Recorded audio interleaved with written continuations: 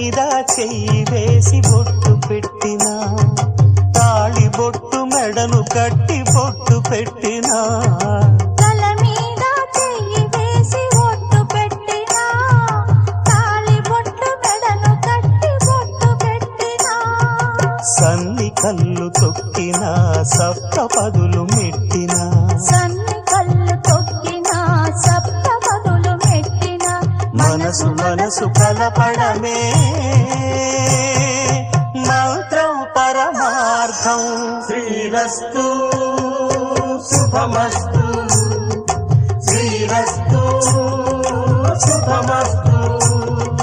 శ్రీకారం చుట్టుకుంది పెళ్లి పుస్తకం, ఇక ఆకారం దాచుతుంది కొత్త జీవితం.